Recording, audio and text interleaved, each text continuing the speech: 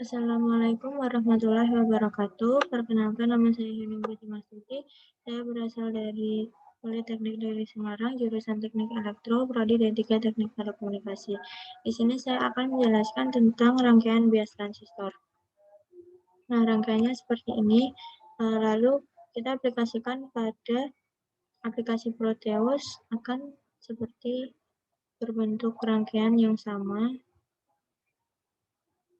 Nah, seperti ini.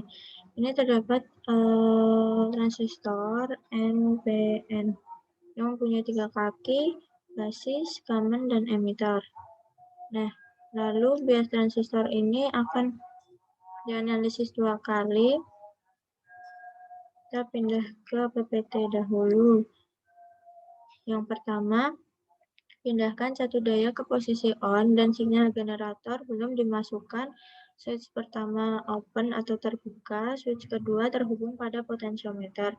Putarlah potensiometer sehingga terjadi perubahan. Perhatikan perubahan yang terjadi, analisislah dan jelaskan. Nah, ketika di aplikasi, ketika switch pertama open atau terbuka, lalu switch kedua terhubung pada potensiometer, kita coba jalankan rangkaiannya. Nah, akan terbentuk seperti ini. Lalu ketika potensiometer angkanya dirubah ke angka yang lebih besar, grafiknya akan berubah dan nilai pada keluaran tegangan outputnya bertambah, semakin kecil. Namun pada tegangan inputnya akan semakin besar. Lalu ketika potensiometer diubah pada nilai yang lebih kecil, akan mendapatkan nilai tegangan outputnya lebih besar dan nilai tegangan inputnya lebih kecil. Nah, seperti itu. Lalu kembali kepada PowerPoint. Nah, seperti yang udah terlihat pada layar. Nah, yang kedua, pasang sinyal generator dengan masukkan gelombang sinus dengan frekuensi 1 kHz dan amplitudenya 0,1 volt.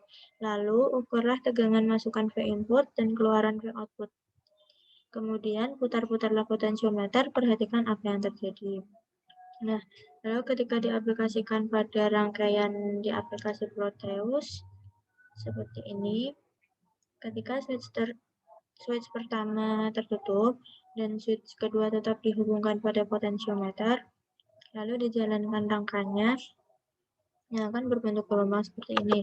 Namun ketika potensiometernya diubah pada nilai yang lebih kecil, maka tegangan outputnya akan bertambah semakin besar. Nah, namun ketika tegangan inputnya berbanding lurus dengan potensiometernya. Ketika potensiometer diperkecil, namun tegangan inputnya juga akan ikut mengecil. Lalu ketika potensiometernya dirubah ke angka yang lebih besar, perubahan grafiknya akan terlihat seperti gambar pada osiloskop. Nah, tegangan outputnya akan terlihat angka yang berubah menjadi semakin kecil.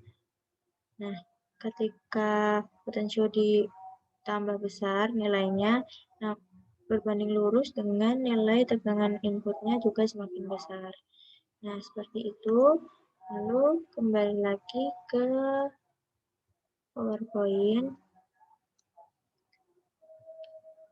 Nah, apa kesimpulannya dari kedua percobaan tadi? Ketika potensiometer diputar ke arah nilai yang lebih besar, maka gelombang output pun juga ikut membesar. Dan sebaliknya, ketika potensiometer diputar ke arah nilai yang kecil, maka gelombang output juga akan menjadi semakin kecil. Nah, nilainya pun akan potensiometer ini akan berbanding terbalik dengan nilai outputnya yang semakin membesar. Namun akan berbanding lurus dengan nilai inputnya jika potensiometer diubah ke arah yang besar, maka nilai inputnya juga membesar. Nah, namun akan berkebalikan dengan tegangan outputnya akan semakin kecil. Nah, seperti itu. Lalu, hal ini dikarenakan potensiometer memiliki fungsi sebagai pengatur volume pada berbagai rangkaian audio atau video seperti pada amplifier, tape mobil, DVD player, radio, dan sebagainya. Nah, sekian presentasi ini yang dapat saya sampaikan pada rangkaian bias transistor ini. Mohon maaf apabila ada kesalahan. Wassalamualaikum warahmatullahi wabarakatuh.